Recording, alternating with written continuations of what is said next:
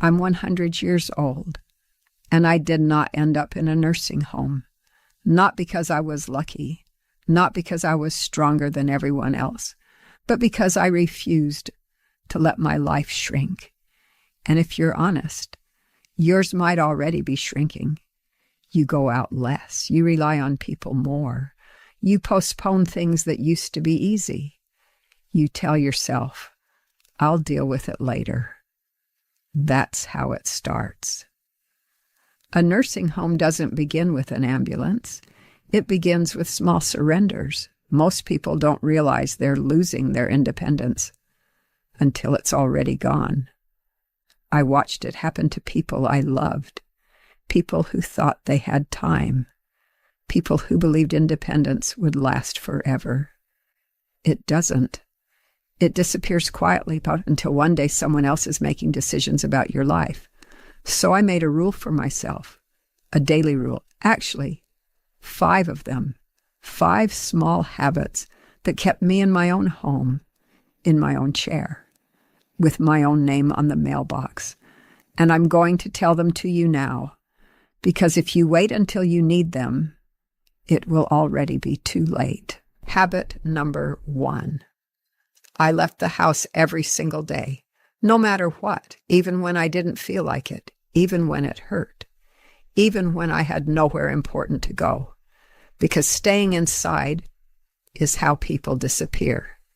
It starts innocently. You skip one outing because you're tired.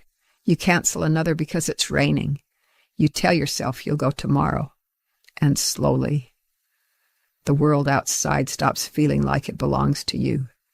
Your legs weaken. Your confidence fades. Your circle gets smaller. Until one day, leaving the house feels impossible. And that's when other people start deciding things for you. I watched it happen to my neighbor, Martha. She used to walk to the corner store every morning. Then she stopped. First it was once a week, then once a month, then not at all. Within 2 years, she wasn't living in her home anymore, not because she wanted to leave, because she couldn't stay. So I made a rule. If I can stand, I go outside. Not far, not fast.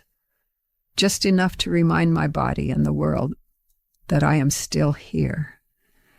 Independence isn't something you keep by accident. You keep it by stepping outside before it's taken from you. Habit number 2. I spoke to another human being every single day, out loud, not through a screen, not a text message, not a like on a photo, a real voice, a real conversation, because silence is where people start to fade. After my husband died, this house became unbearably quiet. No footsteps. No one asking where I put the scissors. No one complaining about the weather. Just silence. And silence can convince you that you no longer matter, that you are no longer needed, that your life is already behind you. And when you start believing that, you stop showing up in the world. So I made a rule. Every day, I had to speak to someone, the cashier, a neighbor, a stranger walking a dog, anyone. Because the day you stop being heard is the day you start becoming invisible. Loneliness doesn't just break your heart. It weakens your body. It slows your mind. It makes everything harder. And people don't end up in nursing homes only because of illness.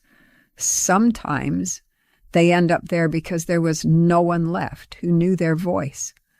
So I kept mine alive, one conversation at a time. Habit number 3, I kept making my own decisions, even small ones. What time I wake up, what I eat, where I go, what I spend my money on. Because the moment you stop deciding, someone else starts deciding for you. And once that happens, it is very hard to get your life back. I saw it happen to my older brother. At first, people were just helping him, choosing things to make life easier, meals, appointments, schedules. Then they were choosing everything. He stopped being a person with a life and became a problem to manage. They moved him into a place for his own good. He didn't argue. He didn't fight, because by then he didn't know how anymore. Independence isn't lost in one day. It's handed away one decision at a time. So I forced myself to stay responsible for my own life, even when it was inconvenient, even when it would have been easier to let someone else handle it. Because easy is seductive. Easy is how freedom disappears. If you want to stay in your own home, you have to stay the author of your life, not the passenger. Habit number 4. I prepared for the day I wouldn't be strong anymore, not because I was afraid, because I was realistic. Aging doesn't ask for permission. It doesn't wait until you feel ready. It takes a little strength, a little balance, a little memory, until one day you realize you can't do something you used to do without thinking. Most people pretend it won't happen. They avoid the conversation. They avoid the paperwork. They avoid the small changes that could keep them independent longer. And then one fall, one hospital visit, one bad month decides everything for them. I refused to let a crisis write the ending of my story. So while I was still strong, I made my home safer. I organized my finances. I wrote down what I wanted and what I didn't want, not because I was giving up, because I was protecting my future self. Freedom doesn't disappear only from weakness. Sometimes it disappears from lack of preparation. If you want to stay in your own home, you have to think ahead before life forces you to. Habit number 5. I made sure I was still needed, not useful in a grand way, not important in the world, just needed by someone. Because when you feel unnecessary, you start letting go of life. You stop taking care of yourself. You stop planning ahead. You stop fighting to stay independent. I saw it happen to a man on my street. After his wife died, no one depended on him anymore. No one waited for him.